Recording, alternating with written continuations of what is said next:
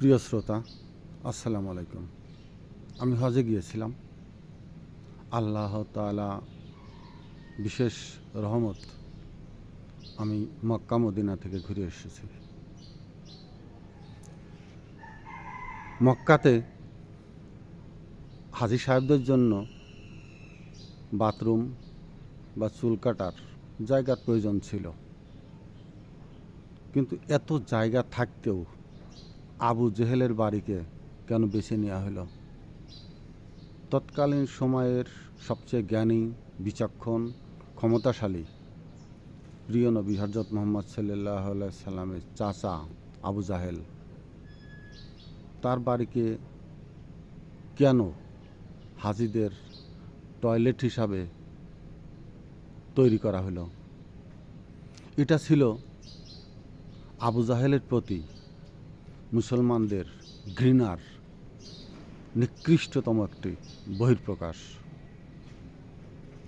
ইসলামের ইতিহাস নেড়ে ঘেটে যতটুকুন আমার এই ক্ষুদ্র জ্ঞানে আমি জানতে পেরেছি, একমাত্র আবু জেহেল যদি হযরত মুহাম্মদ সাল্লাল্লাহু আলাইহি সাল্লামকে আবু হামজাদের মতো লোকদের পাশে থাকতেন, ইসলাম প্রসারে হযরত মুহাম্মদ সাল্লাল্লাহু আলাইহি সাল্লামকে এতগুলো যুদ্ধের সম্মুখীন হইতে হতো না।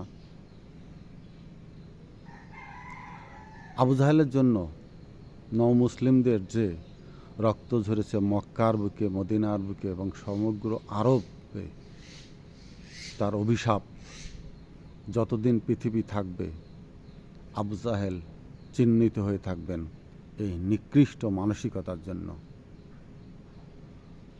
প্রসঙ্গটি আমি এই জন্যই তুললাম, মহান আল্লাহ তাআলা কিছু কিছু জায়গাকে তাদের কর্মকাণ্ডের জন্য অভিশপ্ত করে রাখেন। আজীবন মানুষ সেখানটায় দেখলে থুতু দেয়, ঘৃণা ভরে চোখ ফিরিয়ে নেয়। কেন এই কথাটা বললাম?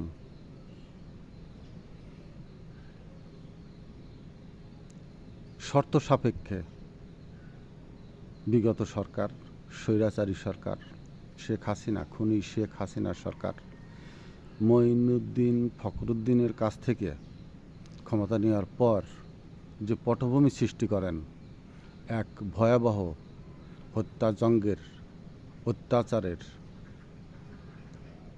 এক নিকৃষ্ট জনপদে তৈরি করেন সমগ্র বাংলাদেশকে। প্রথম আঘাতটি হানেন ম্যাডাম বেগম খালেদা জিয়ার উপর।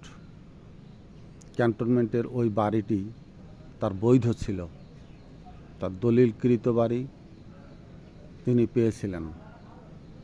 ম্যাডাম বেগম খালেদা জিয়া বাংলাদেশের একজন সফল মুক্তিযোদ্ধা ঘোষকের স্ত্রী, সফল একজন সেনাপ্রধানের স্ত্রী, সফল একজন রাষ্ট্রপতির স্ত্রী।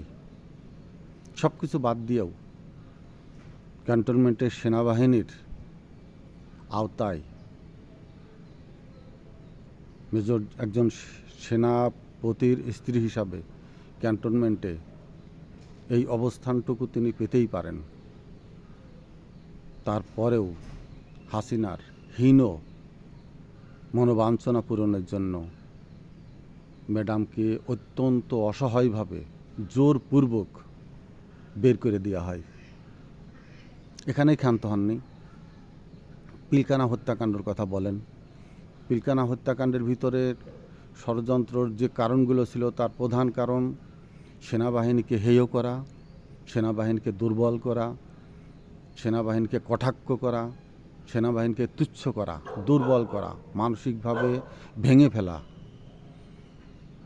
এসবের কারণেও আরও একটি বড় কারণ ছিল সেনা কর্মকর্তাদের নির্দিষ্ট কিছু পরিমাণ ফ্যামিলিকে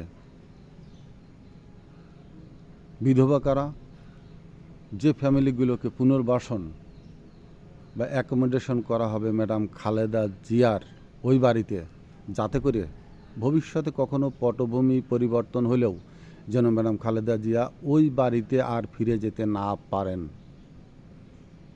কি সুপরিকল্পিত চিন্তাধারা! এবং ঘটনাটি সেভাবেই ঘটিয়ে তার প্রতিফলন ঘটানো হয়েছে। 5ই আগস্ট বর্তমান প্রজন্মের স্বাধীনতা, বাংলাদেশের পূর্ণ স্বাধীনতা।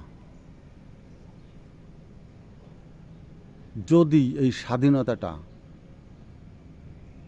পরিপূর্ণতা পেতে হয়, এই ছাত্রদের দিয়েই আরও একটি বিপ্লব যদি সংগঠিত হয়। বিপ্লবটি কীরকম?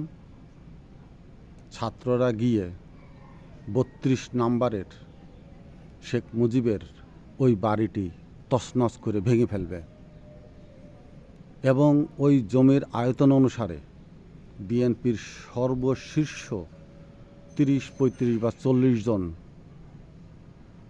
নেতাকে নিকৃষ্টভাবে পাড়াইয়ে, চিকন জুতার মাথা আছে না, ওগুলো বড় বড় সিনিয়র নেতাদের পাছার ভিতর দিয়ে ঢুকিয়ে, পুরুষ লিঙ্গ দিয়ে মরিচ ঢুকিয়ে ডইলে নিকৃষ্টভাবে হত্যা করে তাদের পরিবারকে যদি অত্যন্ত অসহায় করে তোলা হয় এবং এই ছাত্ররাই যদি সরকারকে প্রস্তাব দেয় এদের এই ফ্যামিলিগুলোকে 32 নম্বরে শেখ মুজিবের ওই বাড়িতে পুনর্বাসন করতে হবে এবং যদি করাও হয়, ঘটনাটি কেমন হবে? আশ্চর্য হবার কিছু নেই, কারণ 32 নম্বর শেখ মুজিবের ওই বাড়ি বাংলার জনগণের স্বাধীনতার উপরে আস্ফালনের একটি প্রতীক। ওখানে দাঁড়িয়েই, ওর ভিতরে বসেই স্বাধীন বাংলাদেশের বিরুদ্ধে প্রথম থেকেই চক্রান্ত শুরু হয়েছিল এবং 5 তারিখ পর্যন্ত সেটি অব্যাহত ছিল। অতএব চক্রান্তকারীদের স্থান আবু জেহেলের বাড়ির মতোই বাংলার মানুষের কাছে একটি ঘৃণ্য জনপদে পরিণত হোক। স্বাধীনতা প্রিয়, দেশপ্রেমিক মানুষ এবং প্রকৃত ইমানদার মুসলমান যারা, তারা এটাই চাইবে। কারণ বাংলাদেশে রাজনৈতিক হত্যাকাণ্ড শুরু করেছিল আওয়ামী লীগ। আমি তার কিছুটা তথ্য আপনাদেরকে অবগত করছি। মেজর জিয়ার স্বাধীনতা ঘোষণার পর যখন সমগ্র জাতি স্বাধীনতা যুদ্ধে উদ্গ্রীব, যুদ্ধের মাঠে, তখন দেশ নিয়ে, ক্ষমতা নিয়ে পর্দার আড়ালে যে কারাকারি, মারামারি চলছিল তা সবাই অবগত। তাজউদ্দিন সরকারকে ফজলুল হক মনি মেনে নেয়নি। ফজলুল হক মনি মুজিব বাহিনী গঠন করেছিলেন, লাল ফৌজ গঠন করেছিলেন। রাজনৈতিক হত্যাকাণ্ড এই মুজিব বাহিনীর দ্বারাই বাংলার মাটিতে প্রথম সূত্রপাত ঘটে।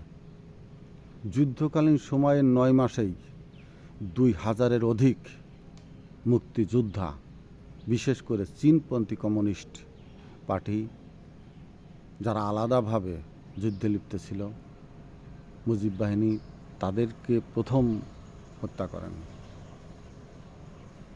4000-এর উপর জাসদকে হত্যা করেন 72 সালে।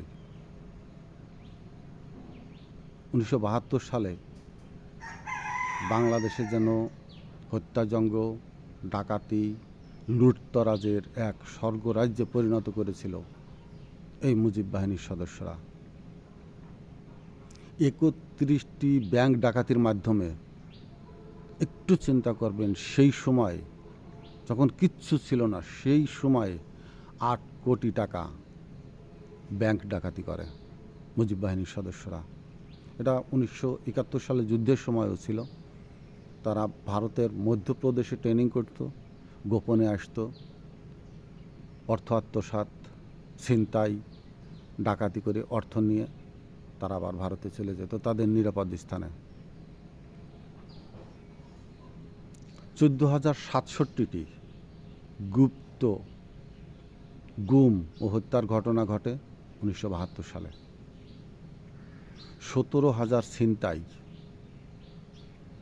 14,000-এরও বেশি ডাকাতি সংগঠিত হয় 1972 সালে। সমস্ত কিছুই আওয়ামী লীগের নেতৃত্বে, আওয়ামী লীগের অধীনে মুজিব বাহিনী, লাল ফৌজ দ্বারা গঠিত রক্ষী বাহিনী দ্বারা সংগঠিত হয়। এবং 1975 সালে বাকশাল গঠনের পর রাষ্ট্রপতি হিসাবে শপথ নিয়ে শেখ মুজিব সংসদে দাঁড়িয়ে নিজের মুখে যে দাম্ভিকতার সাথে প্রশ্ন করেছিলেন, সিরাজ শিকদার কোথায়, এবং এই সিরাজ শিকদারের মাধ্যমেই প্রকাশ্যে চলে আসে আওয়ামী লীগের গুম এবং এই ক্রসফায়ার, যে ক্রসফায়ার দীর্ঘ 15 বৎসর ধরে শেখ হাসিনা বাংলার মানুষের উপরে, মানুষকে হত্যা করে এক আনন্দ উল্লাসে মেতে উঠেছিলেন।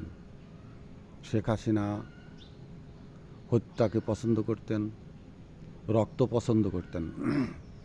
বিরোধী মত পোষণকারীদের হত্যায় তিনি নমরুদের মতো অট্টহাসিতে মেতে উঠতেন। 5ই আগস্টের পর সেই খুনি স্বৈরাচারী হাসিনা দেশ থেকে পালিয়ে গেছে। এখন বাংলার মানুষকে চিন্তা করতে হবে,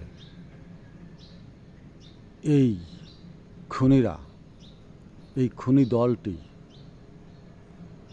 এই খুনি মতাদর্শের মানুষগুলা বাংলার শাসন কার্যে শাসনভার নিয়ে আর যেন পুনঃপ্রতিষ্ঠিত না হতে পারে তার দিকে সচেতন থাকা। আর সেই সচেতনতার প্রথম প্রতীক হওয়ার প্রয়োজন আমি মনে করি 32 নম্বরের ওই বাড়িটিকে অন্য রূপে উপস্থাপন করা। আমি জাদুঘর করতে বলবো না, চিড়িয়াখানাও করতে বলবো না, লাইব্রেরি করতে বলবো না, কারণ এগুলো করলেই এটা নিয়েই তাদের আর একটা গর্বের কারণ হয়ে দাঁড়াবে। এটাকে এমন একটি নিকৃষ্ট স্থানে পরিণত করতে হবে যা মানুষ, বাংলাদেশ যতদিন থাকবে, নিকৃষ্ট স্থান, বাংলার ষড়যন্ত্রকারী স্থান, বাংলার বিরুদ্ধে, খুনের বিরুদ্ধে এই বাড়িটি যেন একটা প্রতীক হয়ে থাকে, সেরূপেই প্রতিষ্ঠিত করতে হবে। এটা একটি গণ টয়লেট হতে পারে, যার ব্যবহারকারীরা ফ্রি ব্যবহার করবে, পয়সা দিয়ে না। পয়সা দিয়ে করলে ওটাও আওয়ামী লীগের আরেকটি ব্যবসা কেন্দ্র তৈরি হবে ভবিষ্যতে। ফ্রি ব্যবহার করবে জনগণ।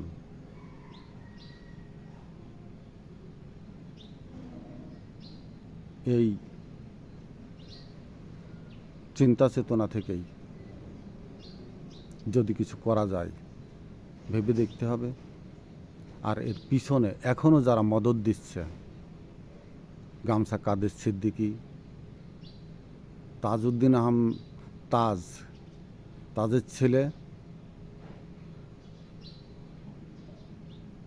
আওয়ামী লীগের দায়িত্ব নিতে চাচ্ছেন। 1971 সালেই স্বাধীনতা যুদ্ধের ভিতরেই মুজিব বাহিনীর সদস্যরা 3 বার তাজউদ্দিনকে হত্যার ষড়যন্ত্রে ব্যর্থ হয়ে, মুক্তিযোদ্ধাদের বিরুদ্ধে চেষ্টা করেও ব্যর্থ হয়ে, পরবর্তীতে মুজিব বাহিনী মুক্তিযোদ্ধাদের বিরুদ্ধে অবস্থান নেয়। তার ছেলে কিভাবে আজ আওয়ামী লীগের পৃষ্ঠপোষকতায় এগিয়ে যায়, এটা আমার মাথায় আসে না। যাক, আমি দীর্ঘায়িত করছি না, বিষয়টি অত্যন্ত গুরুত্বপূর্ণভাবে চিন্তাভাবনার আরজ রেখে এখানে শেষ করছি। আসসালামু আলাইকুম।